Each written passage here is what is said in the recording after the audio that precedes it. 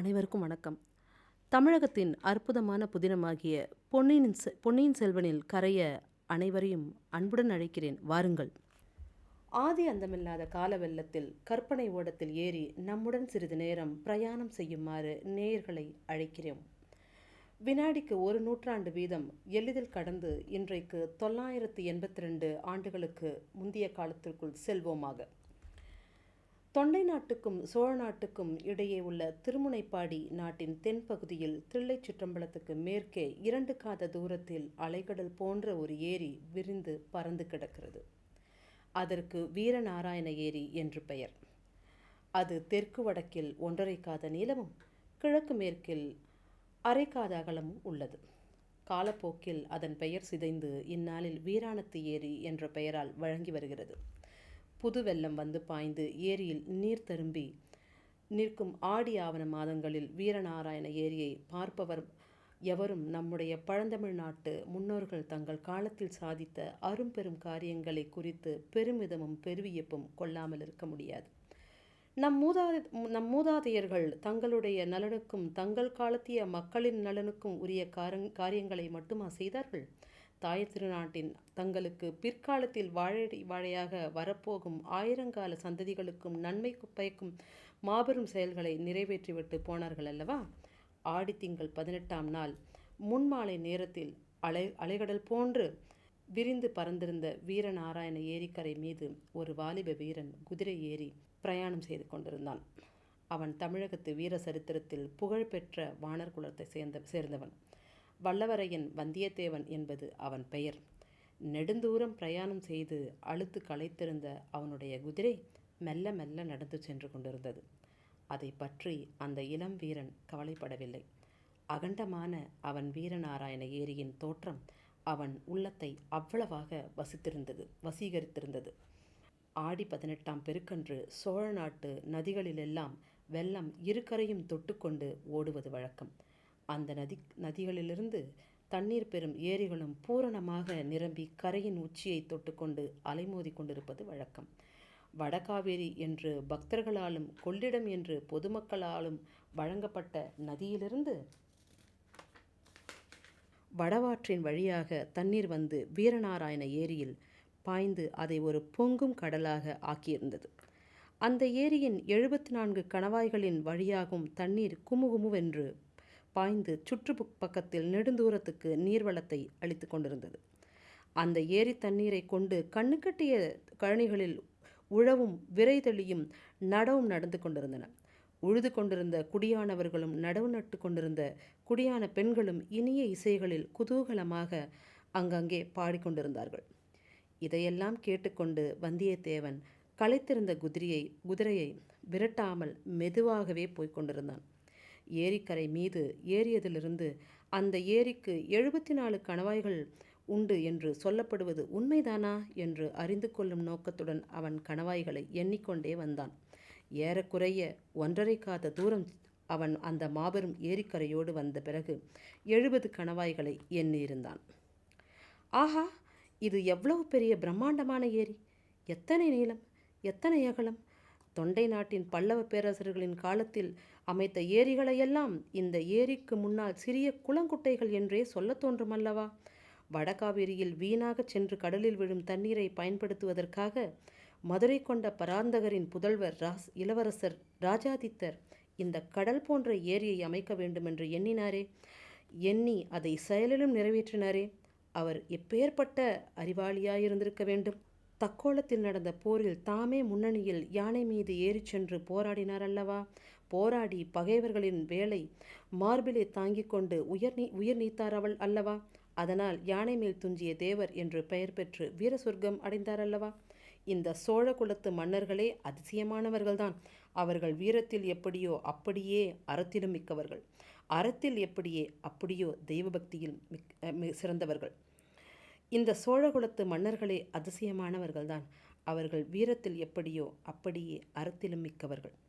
அறத்தில் எப்படியோ அப்படியே தெய்வ பக்தியிலும் சிறந்தவர்கள். அத்தகைய சோழ மன்னர்களுடன் நட்புரிமை கொள்ளும் பேறு தனக்கு கிடைத்திருப்பது பற்றி நினைக்க நினைக்க வந்தியத்தேவனுடைய தோள்கள் பூரித்தன. மேற்கு திசையிலிருந்து விற்றென்று அடித்த காற்றினால் வீரநாராயண ஏரி தண்ணீர் அலைமோதி கொண்டு கரையை தாக்கியது போல அவனுடைய உள்ளமும் பெருமிதத்தினால் பொங்கி ததும்பிற்று. இப்படியெல்லாம் எண்ணிக்கொண்டு வீரநாராயண ஏரிக்கரையின் தென்கோடிக்கு வந்தியத்தேவன் வந்து சேர்ந்தான். அங்கே வடகாவிரியிலிருந்து பிரிந்து வந்த வடவாறு ஏரியின் வந்து சேரும் காட்சியை கண்டான். ஏரிக்கரையிலிருந்து சிறிது தூரம் வரையில் ஏரியின் உட்புறம் படுகையாக அமைந்திருந்தது. வெள்ளம் வந்து மோதும் போதும் கரைக்கு சேதம் உண்டாகாமல் இருக்கும் பொருட்டு அந்த படுகையின் கருவேல மரங்களையும் விலா மரங்களையும் நட்டு வளர்த்திருந்தார்கள். கரையோரமாக நாணல் அடர்த்தியாக வளர்ந்திருந்தது. தென்மேற்கு திசையிலிருந்து இருபுறமும் மரவரிசையுடன் வடவாற்றின் வெள்ளம் வந்து ஏரியில் கலக்கும் காட்சி சற்று தூரத்திலிருந்து பார்க்கும்போது அழகிய வர்ணக்கோலம் போட்டது போல் காணப்பட்டது. இந்த மனோகரமான தோற்றத்தில் இனிமையையும் குதூகலத்தையும் அதிகப்படுத்தும்படியான இன்னும் சில காட்சிகளை வந்தியத்தேவன் அங்கே கண்டான். அன்று 18ஆம் பெருக்கு திருநாள் அல்லவா? பக்கத்து கிராமங்களிலிருந்து தந்த நிற தென்னங்குருத்துக்களால் சப்பரங்கள் கட்டி இழுத்து கொண்டு கும்மல் கும்மலாக மக்கள் அங்கே வந்து கொண்டிருந்தார்கள். ஆண்களும் பெண்களும் குழந்தைகளும் சில வயோதிகர்களும் கூட புதிய ஆடைகள் அணிந்து விதவிதமாக அலங்காரங்கள் செய்து கொண்டு வந்திருந்தார்கள். பெண்களின் கூந்தல்களை தாழம்பூ, செவ்வந்திப்பூ, மல்லிகை, முல்லை, இருவாட்சி, செண்பகம் முதலிய மலர்கள் கொத்து கொத்தாய் அலங்கரித்தன. கூட்டாஞ்சோறும் சித்திரான்னமும் எடுத்துக்கொண்டு பலர் குடும்பம் குடும்பமாக வந்திருந்தார்கள். சிலர் ஏரிக்கரையில் தண்ணீர் ஓரமாக நின்று கொண்டு சித்திரான்னம் முதலியவற்றை கமுகு மட்டைகளில் போட்டுக்கொண்டு உண்டார்கள். இன்னும் சில தைரியசாலிகள் சிறிது தூரம் தண்ணீரில் நடந்து சென்று வடவாற்றங்கரையை அடைந்து அங்கு நின்றபடி சாப்பிட்டார்கள். குழந்தைகள் சிலர் சாப்பிட்ட கமுகு மட்டைகளை கணவாய்களின் ஓரமாக எரிய அந்த மட்டைகள் கணவாய்களின் வழியாக ஏரிக்கரைக்கு வெளியே விழுந்தடித்து ஓடி வருவதைக் கண்டு கைகொட்டு சிரித்தார்கள். ஆடவர்களில் சில வம்புக்காரர்கள் தங்கள் காதலிகளின் கூந்தல்களில் சூடியிருந்த மலர்களை அவர்கள் அறியாமல் எடுத்து கணவாய் ஓரத்தில் விட்டு ஏரிக்கரைக்கு மறுபக்கத்தில் அவை ஓடி வருவதைக் கண்டு மகிழ்ந்தார்கள். இதையெல்லாம் பார்த்து கொண்டு சிறிது நேரம் வல்லவரையன் அங்கேயே நின்று கொண்டிருந்தான். அங்கு நின்ற பெண்களில் இனிய குரலையுடைய பெண் சிலர் பாடுவதையும் காது கொடுத்து கேட்டான். அவர்கள் ஓடப்பாட்டும் வெள்ளப்பாட்டும் கும்மியும் சிந்தும் பாடினார்கள். வடவாறு பொங்கி வருது வந்து பாருங்கள் பள்ளியரே, வெள்ளாறு விரைந்து வருது வேடிக்கை பாருங்கள் தோழியரே, காவிரி புரண்டு வருது காண வாருங்கள் பாங்கியரே என்பன போன்ற வெள்ளப்பாட்டுகள் வந்தியத்தேவன் செவிகளில் இனிய வெள்ளமாக பாய்ந்தன. வேறு சிலர் சோழகுல மன்னர்களின் வீர புகழை கூறும் பாடல்களை பாடினார்கள். 36 போர்களில் ஈடுபட்டு உடம்பில் 96 காயங்களை ஆபரணங்களாக பூண்டிருந்த விஜயாலய சோழனின் வீரத்தை சில பெண்கள் பாடினார்கள். அவனுடைய மகன் ஆதித்த சோழனுடைய வீரத்தை போற்றி அவன் காவிரி நதி உற்பத்தியாகும் இடத்திலிருந்து கடலில் சேரும் இடம் வரையில் 64 சிவாலயங்கள் எடுப்பித்ததை ஒரு பெண் அழகிய பாட்டாக பாடினாள். ஆதித்தனுடைய மகன் பராந்தக சோழ மகாராஜன் பாண்டியர்களையும் பல்லவர்களையும் சேரர்களையும் வென்று ஈழத்துக்கு படையனுப்பி வெற்றி கொடி நாட்டிய மெய்கீர்த்தியை இன்னொரு பெண் உற்சாகம் ததும்ப பாடினாள்.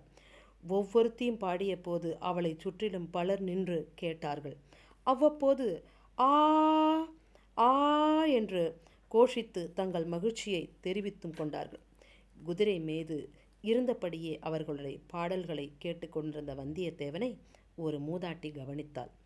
தம்பி, வெகு தூரம் வந்தாய் போலிருக்கிறது, களைத்திருக்கிறாய், குதிரை மீதிருந்து இறங்கி வந்து கொஞ்சம் கூட்டாஞ்சீறு சாப்பிடு என்றாள். உடனே பல இளநங்கைகள் நம் வாலிப பிரயாணியை பார்த்தார்கள். அவனுடைய தோற்றத்தை குறித்து தங்களுக்குள் இரகசியமாய் பேசிக்கொண்டு கலகலவென்று சிரித்தார்கள். வந்தியத்தேவனை ஒரு பக்கம் வெட்கமும் இன்னொரு பக்கம் குதூகலமும் பிடுங்கி தின்றன. அந்த மூதாட்டி சொற்படி இறங்கிச் சென்று அவள் தரும் உணவை சாப்பிடலாமா என்று ஒரு கணம் சிந்தித்தான்.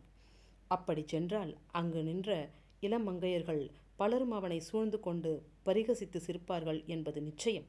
அதனால் என்ன, அத்தனை அழகிய பெண்களை ஒரே இடத்தில் காண்பது சுலபமான காரியமா? அவர்கள் தன்னை பரிகசித்து சிரித்தாலும் அந்த ஒளி தேவகானமாகவே இருக்கும். வந்தியத்தேவனின் யௌவன கண்களுக்கு அந்த ஏரிக்கரையில் நின்ற நங்கைகள் எல்லாரும் ரம்பையர்களாகவும் மேனகைகளாகவும் தோன்றினார்கள். ஆனால் அதே சமயத்தில் தென்மேற்கு திசையில் வடவாற்றின் நீரோட்டத்தில் தோன்றிய ஒரு காட்சி அவனை சிறிது தயங்க செய்தது. வெள்ளைப்பாய்கள் விரிக்கப்பட்ட 7-8 பெரிய ஓடங்கள் வெண் சிறகுகளை விரித்து கொண்டு நீரில் மிதந்து வரும் அன்னப்பட்சிகளைப் போல மேல காற்றினால் உந்தப்பட்டு விரைந்து வந்து கொண்டிருந்தன. வந்தியத்தேவன் பார்வை யாரை நோக்கி சென்றது? அடுத்த காணொளியில் சந்திக்கலாம். வாருங்கள்.